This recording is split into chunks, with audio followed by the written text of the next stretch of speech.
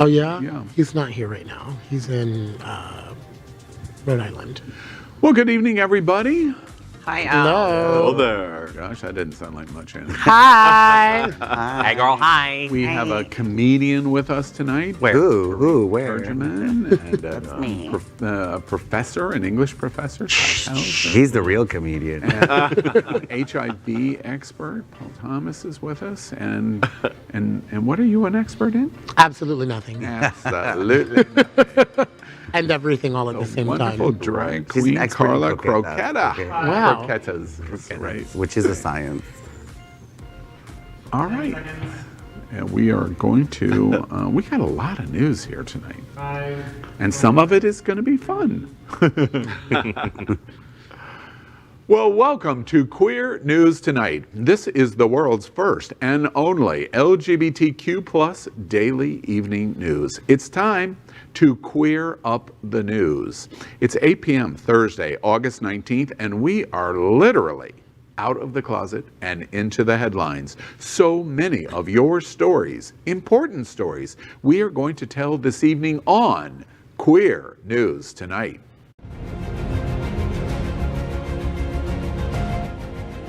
This is the world's first live daily LGBTQ evening news show, literally out of the closet and into the headlines on Queer News Tonight with Al Ferguson.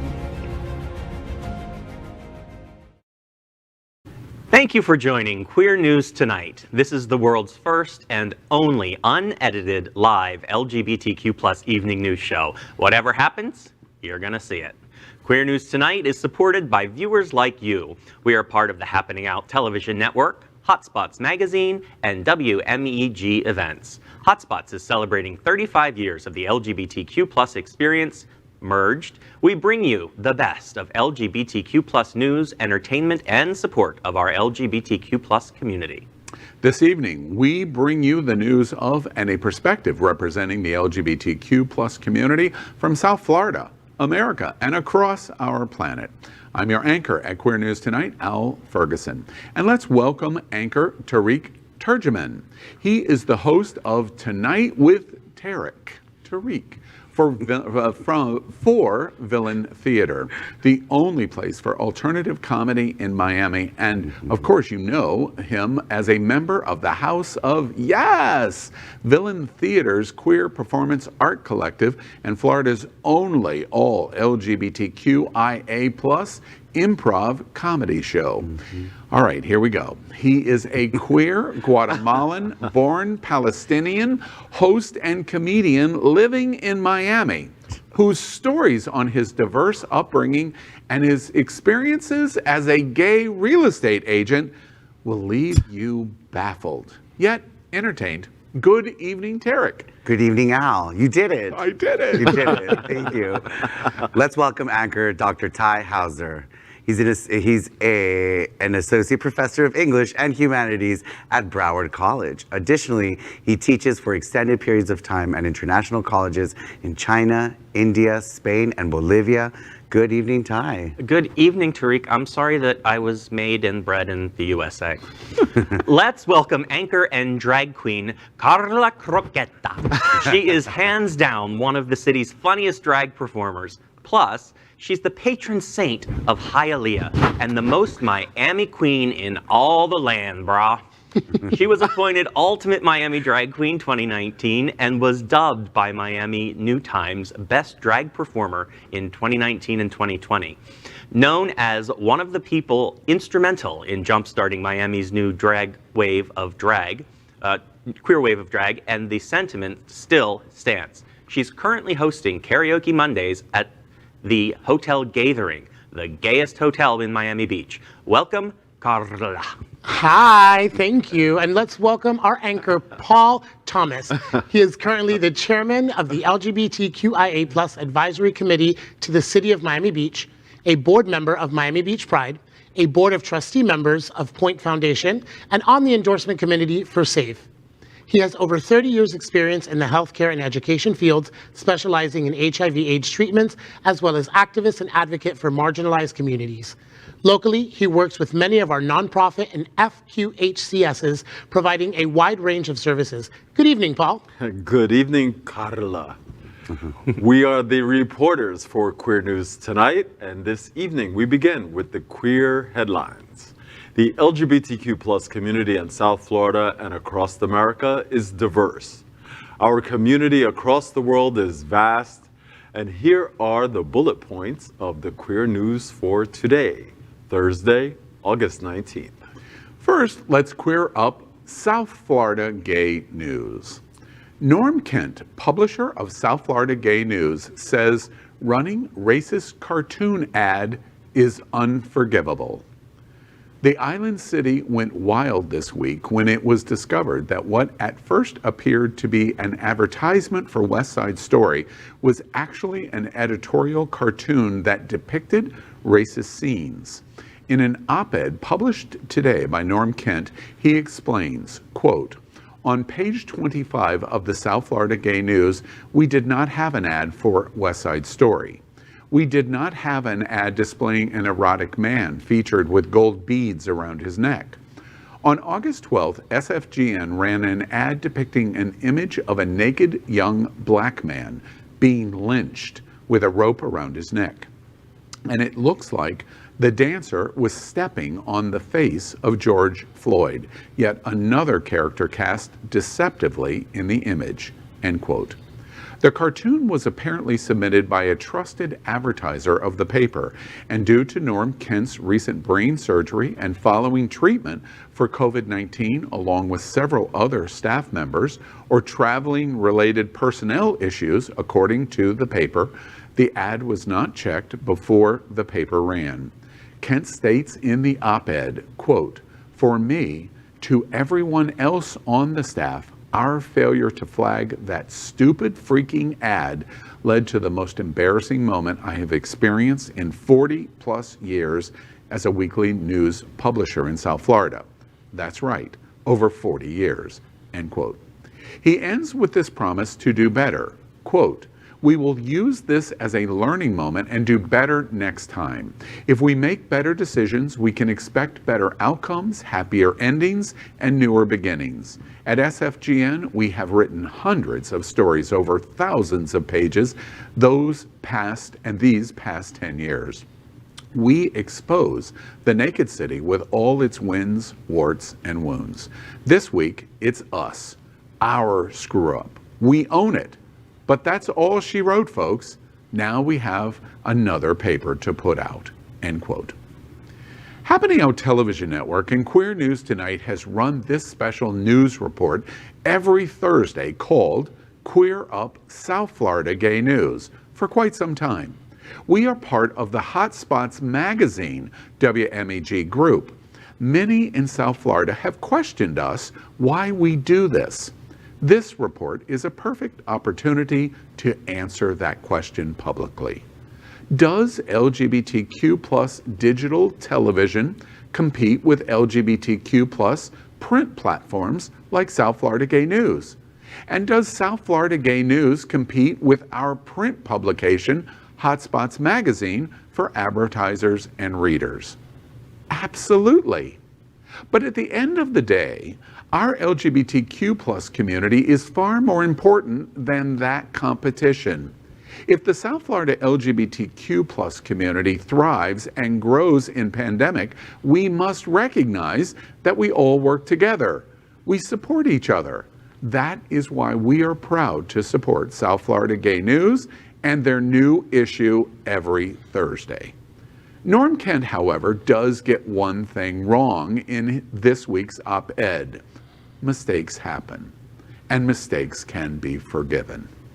It seems to Queer News Tonight you look at all of the actions that LGBTQ plus South Florida community has come to expect from Norm Kent's leadership. And yes, we make the joke, it's been 40 years. South Florida Gay News is on stands today. Wow. Yeah, that's very interesting. It was a very interesting story.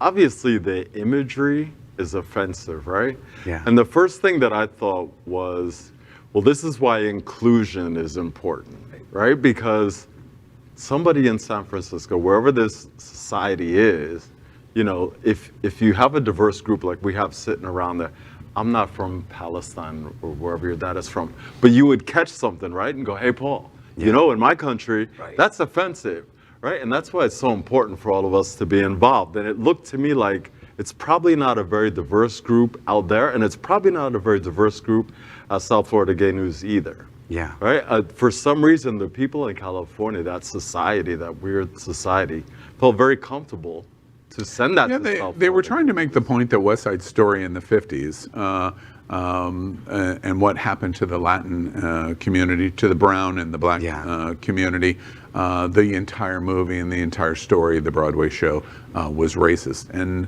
they seem to go a little awry. Well, so the real problem in that is that the satire they were going for doesn't fit with the anachronistic way that it's presented. It's out of time and out of place, and it doesn't communicate. Yeah, like I agree with West Side Story, ignoring some realities, especially the realities of Afro Latinos at the time in those neighborhoods, but it wasn't done. I think more than anything, it's the artwork. Because we've seen racist ads on newspapers. Right. The New York See Times them all the time. always allows people to post whatever they want. But the artwork was what drew the line. Also, what's George Floyd doing? I get he's, represents the violence against black people. But what is he doing there if it's West Side Story and it's for Latinos? It's about housing and in the 50s. Right. The other problem I have is with the apology from this guy. That was horrible. That was not an apology. From me, what he did is he centered himself. He made himself out to be a victim. And then he was like, and we should just move on because we got other papers to do. He never spoke to any community that might take offense to that. He never said, you know what, we want to reach out and we want to hear from people and we want to learn and make sure. He said, we're going to take this as a learning experience and move on. Right. How are you going to learn? Right? Who are you talking to? Well, his whole apology was him being a victim and not taking responsibility. Yeah. That's probably one of the most, that was more offensive than the artwork to me. Art can be art. What he said was incredibly offensive. And 40 years, who is his readership? Does he have a big black and brown readership? He's bragging about his 40 years, but who's reading? Yeah. And why, I don't know. He was way out of. So, from your perspective, the forgiveness of making a mistake is not sufficient for you. That's the point. Absolutely, it's possible, but that's not what he was saying. Yeah. What he was saying is, I'm the victim. A lot of people. They said that they were going to donate the money that they made off the advertisement to an organization. But the thing is, although that is the right thing to say, it just seems like damage control to me. Yeah. It doesn't seem like an authentic apology. It doesn't seem like something genuine. But even further than that, how did this make print? Just looking at the imagery for less than 1 second, you're like, this is not right. It takes one, just look at it for 1 second. If you read the report that, the information we got, it went through 3 people. It could have gone through one person. So, forget about this editor who spoke out. It went through another 3 to 4 people who were responsible for putting that on. So none of them picked up on the connotation, or they're blind to it, or like you said, there's no diversity. Well, so at no point was there a person or of color did they or just of care more about experience. the money? Maybe I'll just say that if you're looking for a new executive editor, I'm always available. I want to voice up a little bit of a different perspective, because I can see myself being in this situation, to be honest with you. This resonates with me. The problem that we have in the LGBTQ community in South Florida is we're all small, resourced businesses. Right. Almost every business, whether it's a nonprofit, a media entity, whatever it is, a bar, even our own LGBT restaurants, we're small, and things escape easily. And I think that's what happened here. One of the things that is interesting to me is I think I take Norm Kent's response as sincerity. I honestly do. Mm-hmm. And I think that the issue there is that there's shock that this happened. But I think the most important thing that came beyond any of the words was the action that took place immediately.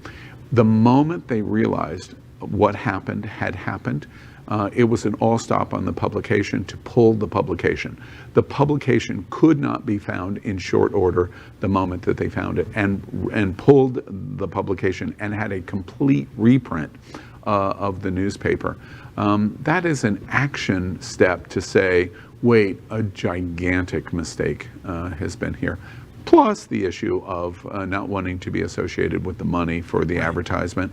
So from my standpoint, I can see the definite possibility of mistake being made here, and I also take the intent of what I saw, that they tried very earnestly to correct it. And today, even in the Channel 7 report that we saw, you notice that the reporter, we showed it to all of you, the reporter says, standing in front of Castelli on Wilton Drive, well, I have the paper that it was supposed to be in, and it's not in the ad, or it's not in the paper. Right. So clearly this must be one of the new versions of the paper that they printed. That reporter in Channel 7 wanted to catch South Florida Gay News and saying, no, you didn't do what you said. It's still here, and we're going to show it to you. Right. And the reporter couldn't hold the paper up to do it. So at the end of the day, I think South Florida Gay News and the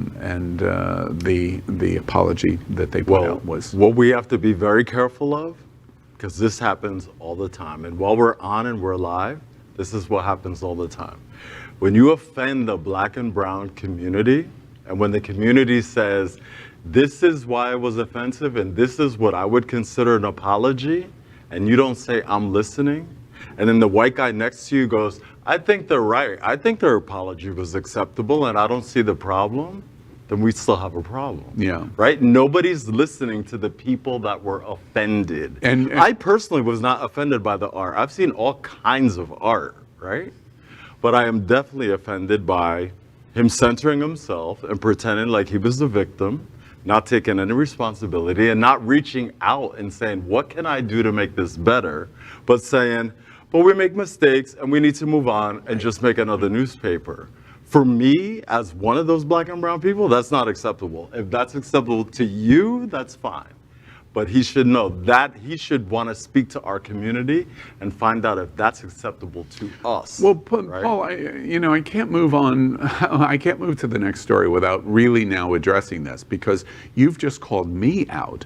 What would I say in this conversation about this article that would satisfy you? We're listening. I'm listening, not how you feel, because you weren't offended, right? It's not offending your community. No. All you have to say is, okay, what do you three feel? And okay, we're listening to you. How can we make it better? Paul, you know that is not true, because first, when we did this story and walking through this story, we wouldn't even show this image without you introducing the image. Yeah. We waited for you. Yeah. So that indicates this image is highly offensive, and we're listening in terms of how offensive this was, because we didn't want to talk about it until you talked about it. Right. So you know, in terms of what you've just said, in that I'm in some way not listening to the issue here. If that's what you're implying, that's what I'm hearing you say. No. That's not what I'm saying. Okay. You said, what would my response be? You said, what would be an appropriate, right. You said, what would an appropriate response be? I said, just to say, okay, we're listening to you. That's all. You don't have to have a response. Well, you didn't do anything. You don't have to respond. The entire community is clearly listening to this issue, because we've been talking about this for 19 minutes. Okay. We're clearly listening to this. Yes. Okay. All right. I think we're not hearing what each other one is saying. Okay. All right. Because I'm not saying you. Okay. That's the whole thing. Okay. All right. Yeah. All right. Yeah. Well, let's move on. Next, let's queer up entertainment. Dancers' mission to combine queer stories with classical ballet. James Whiteside of the American Ballet Theater is known for some of his fantastically queer music videos under his stage name J.B. Dubs, but he is always looking for new ways to showcase queerness in ballet. His new book, Center Center, is about him being able to feature queer characters in the surprisingly straight art form. Watch this. When I was 20 years old, I came up with the name Center Center for a book that I had not yet written. But in true delusional fashion, I said, one day I will write a book, whether I'm allowed to or not. The title Center Center actually comes from the center of a stage's width and depth, and that is a place I've always aspired to be.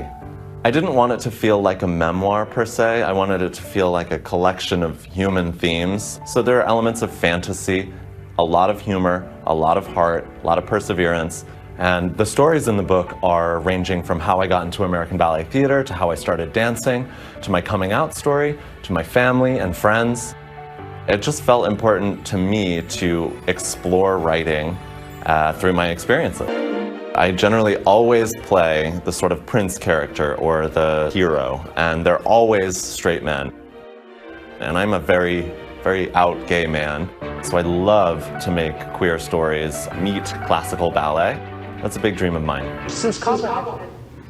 What do we think about ballet and high heels? Literally high heels. Listen, As an art form, dance is underappreciated. I mean, really, we sort of, unless it's the Nutcracker at Christmas, we don't really pay attention to it. And I think the fact that he's able to publish a book and maybe help to refocus that is a really, really good thing for the art form. Yeah, and I think it's incredible because most people would think that, you know, gay men dominate that field, and they don't. It's still pretty white and heterosexual. Mm-hmm. So it's great to see, you know, a gay person at the forefront of ballet. he talked about exploring his femininity and being able to portray that through his dance. And I think it's really important because it adds a message of inclusion and diversity that lacks very much in ballet. I think it's interesting that him wearing the heels. You know, men, at least back in our generation, right? If you dance, then you must be gay. And a lot of times you try to hide that, right? And now for gay men to kind of go that next step, put on the heels and really embrace both sides, the masculine and the feminine, the strength and the femininity, and be able to put that out there like that, I think it's pretty empowering. I think it's pretty. It's in a longer part of that interview, he talks about how he didn't want it to be a pipe dream, and I just want to say that I'd be happy to lay some pipe for him. On that note. And hi-oh. Next, we'll queer up politics. Who better? Washington Blade sues State Department for Grenell's email on LGBTQ work. The Washington Blade, the nation's oldest LGBTQ plus newspaper, has filed a lawsuit in federal court seeking the emails regarding Richard Grenell's work on global initiatives to decriminalize homosexuality. Grenell, of course, was the face of LGBTQ plus outreach for President Donald Trump. The complaint was filed Tuesday in the U.S. District Court for the District of Columbia against the State Department and contends that the continued delay violates the Freedom of Information Act's requirement of an expedited process when handling such requests. Chris Johnson, White House reporter for the Washington Blade, is the named plaintiff and said the lawsuit is intended to aid in effort to learn more about the Trump administration's initiative, which some highlighted as evidence that former President Trump supported LGBTQ people. Bum, bum, bum. Yeah, right. Wait, I thought Tiffany Trump ended homophobia.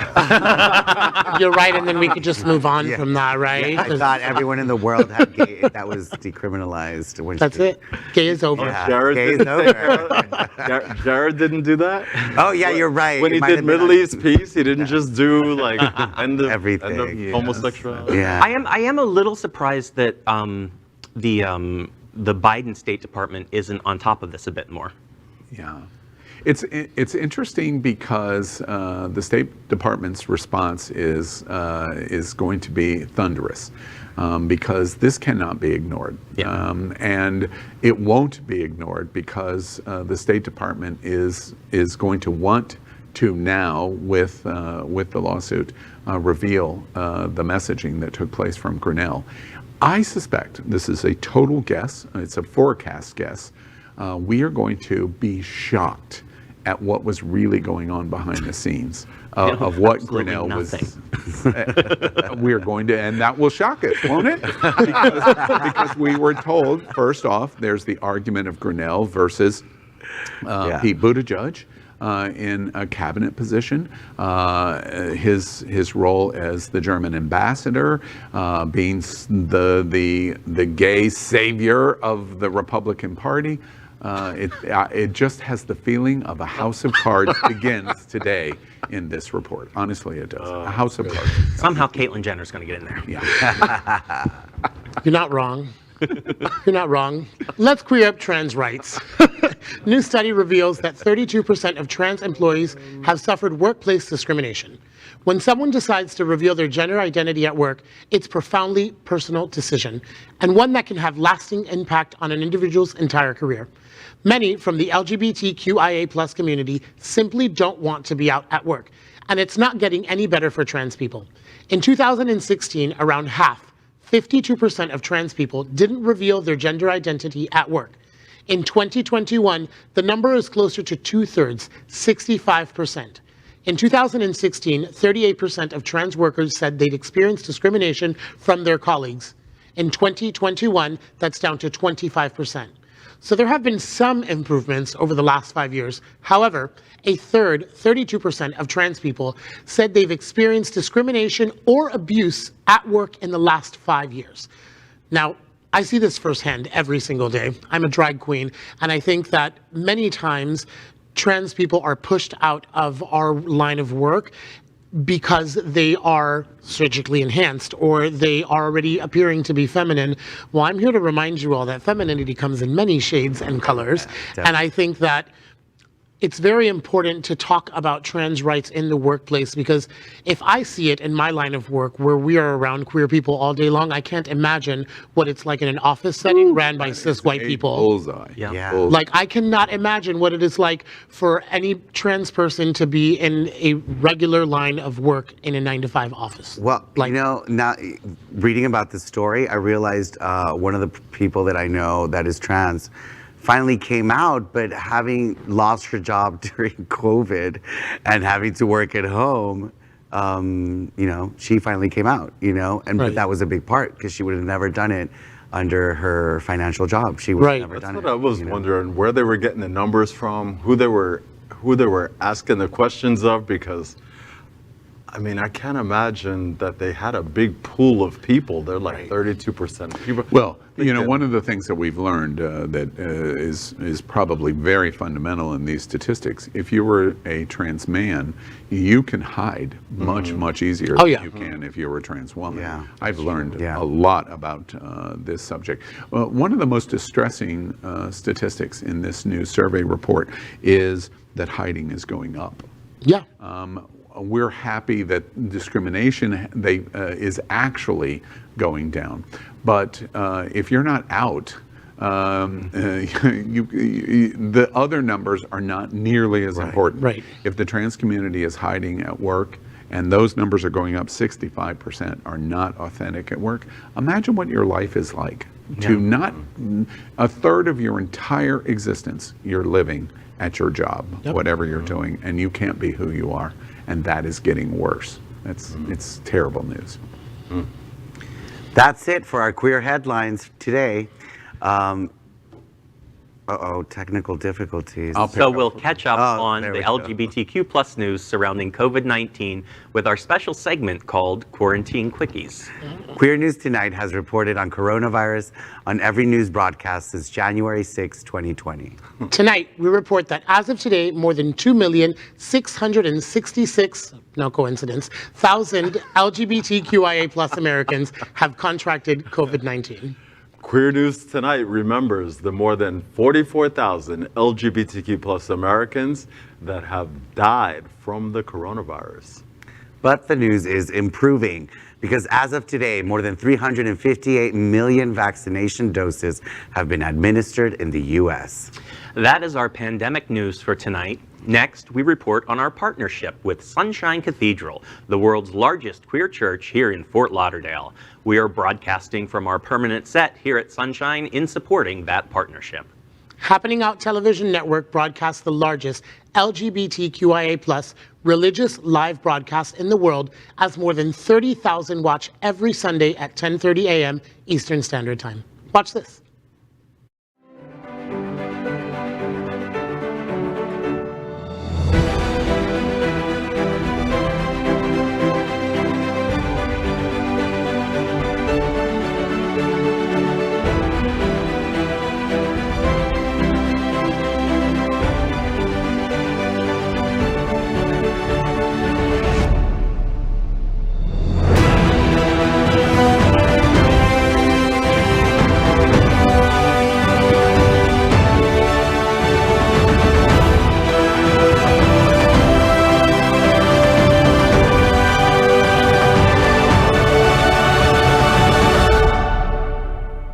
My name is Jasmine Price Lords, Florida Mother of the House of Lords, and Sunshine Cathedral is my queer church. Finally, we thank Queer News Tonight's sponsor, Best Western, I-95 Fort Lauderdale. This is the closest and best choice to the famous Wilton Drive, and our host and guests stay at this LGBTQ+ ally partner. We encourage you to stay here when visiting South Florida. Well, now we finish tonight's queer headlines with a segment we call LGBTQ Flash News. LGBTQ+ Flash News. The Queer as Folk Reboot just announced its first star. The upcoming Queer as Folk reboot has cast its first actor, non-binary star Jesse James Keitel. Keitel, who stars on ABC's popular drama Big Sky, has been cast as a trans, semi-reformed party girl who is struggling to grow up. According to Variety, the Queer as Folk update, which will be available on NBC Universal's streaming platform Peacock, takes place in New Orleans this time around and follows a diverse group of friends whose lives are transformed in the aftermath of a tragedy. Keitel is the first cast member. Keitel made history when they were cast in Big Sky as the first non-binary actor to play a non-binary series regular on primetime television. I think it is very important for there to be non-binary representation in TV. I myself am non-binary, and I've never seen someone like me on TV. So I think this is amazing. I never identified with the show Queer as Folk before because there were a lot of cis white people on it. So now I get to see someone like me who's non-binary. Can't wait for it. I totally agree. I lost hope when Queer as Folk ended. My favorite moment of Queer as Folk was Thursdays, by the way, same as tonight. At Queer as Folk, at the bar, tonight is 9-inch night. Oh my God. No, I enjoyed the show, but I didn't identify very much to it. I remember being disappointed to find out some of the actors weren't queer. But, you know, we're used to that. Kenny. You mean they were acting? Oh my God! It wasn't real. Anyways, but no, I hope that they just don't cast non-binaries and more diverse characters, that the storylines are actually, believable, and that the writers are actually non-binary and come from an experience that can contribute. I enjoyed both the British and the American version, but I gotta tell you, I am sick of reboots of everything. Get some new ideas. Exactly. Let's just write something. That's true. Anyways, LGBTQ+ Flash News. The upcoming Chucky reboot is so gay, it's scary. I don't mind this reboot, I think. The ongoing pandemic might be putting a damper on your gay Halloween this year. But the good news is if we have to stay in this year, the new Chucky series is coming to save the season because it's, well, super gay. Created by out gay filmmaker Don Mancini, the franchise has long infused a queerness into its films, whether it's the fact that it's super high on camp, or Jennifer Tilly's crazy characters, or Jennifer Tilly playing Tiffany, the bride of Chucky, or a cameo from gay icon John Walters, or introducing Chucky's non-binary child, Glenn/Glenda, in The Son of Chucky. The movies have also consistently included LGBTQ+ characters in minor roles. With this latest entry in the series, however, a gay character takes center stage. So, watch this. Everyone has a Halloween they'll always remember. And this is Jake's.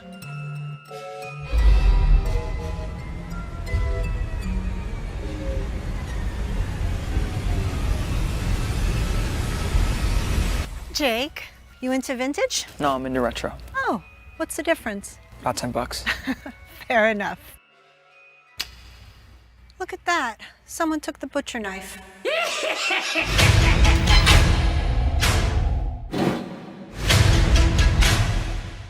Hi. I'm Chucky. Wanna play?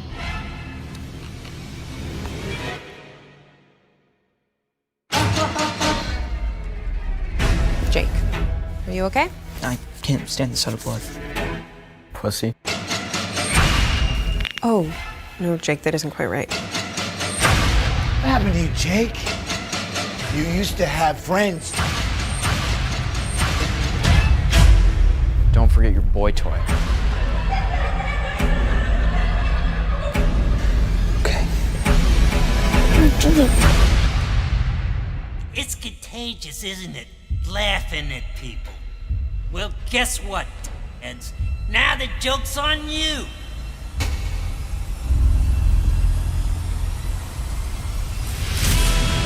Hi, I'm Chucky, and I'm your friend to the end. What did you do? Mommy says real killing is bad. Yeah, well, Mommy's full of shit. Look around you. It's the World Series of Slaughter. Stop. Did you feel that? Everywhere Jake Wheeler goes, death seems to follow. This creepy doll just creeps me the hell out. It's kill or be killed. Everybody's gotta choose. What's going on with you? You wouldn't believe me if I told you. Chucky. He's gone. Dude, you have a serious doll problem. If you only knew.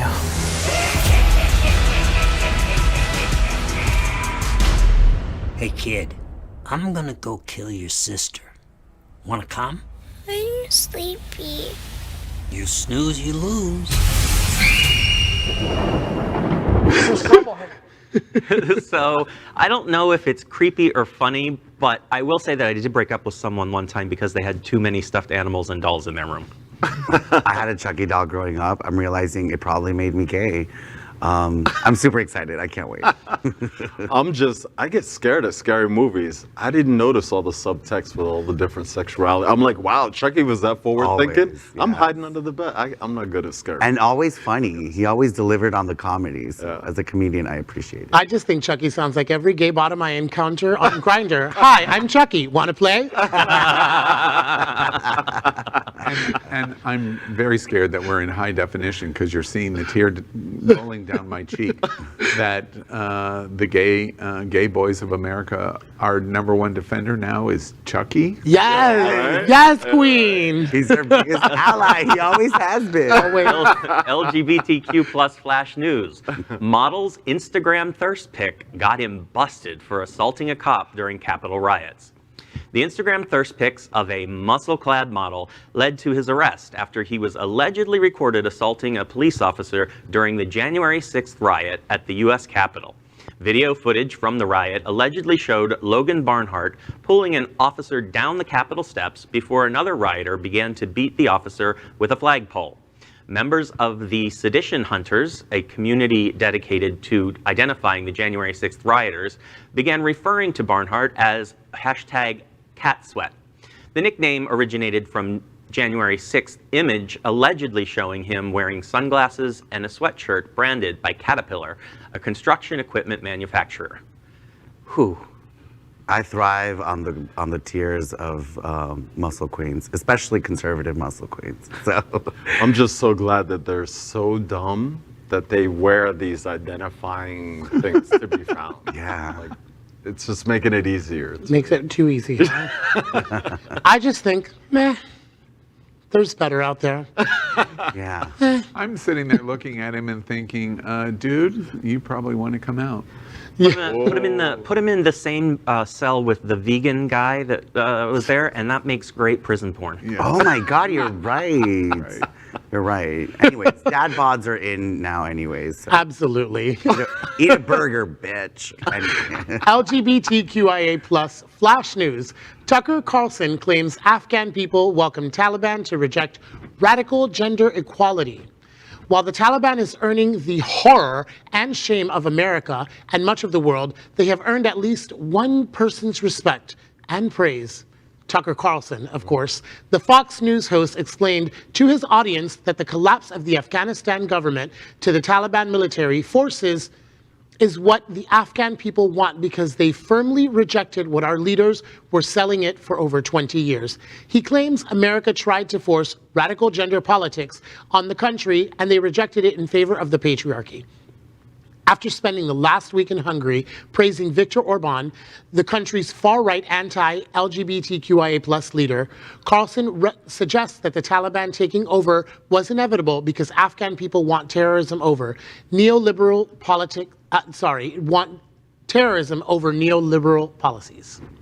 A lot of y'all don't know this, but Tucker and I are really close friends. Yeah. And Tucker, I have to remind you, I'm sure you're focusing that the radical gender politics of the last 20 years was to allow girls to be in school.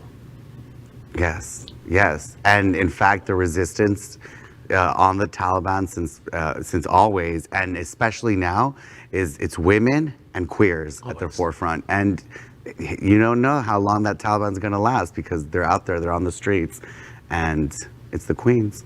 So. And just to remind Tucker that facts do matter and that government was democratically elected. Yep. And more facts matter and that Republicans brought us in there.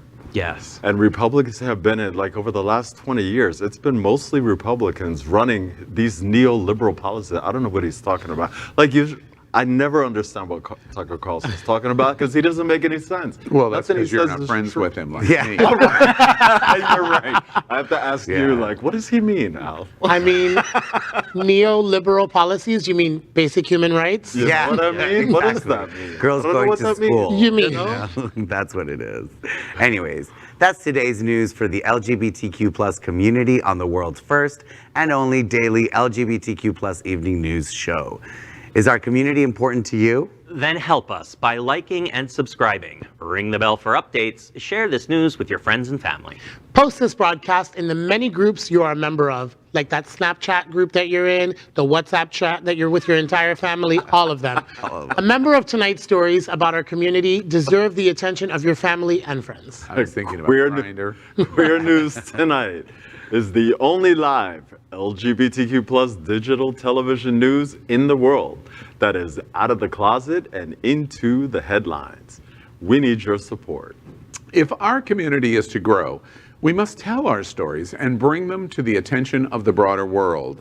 This is the only place in the world that tells these LGBTQ+ stories in motion and sound. That is the passion of Happening Out Television Network and Queer News Tonight. I'm your anchor, Al Ferguson, and on behalf of these LGBTQ+ reporters, the anchors of Queer News Tonight, including Tarek Turjuman, Dr. Tai Houser, Karla Croqueta, I was going to roll my tongue, but no, and Paul Thomas. We will see you daily at 8 p.m. Good night. Good night. Bye.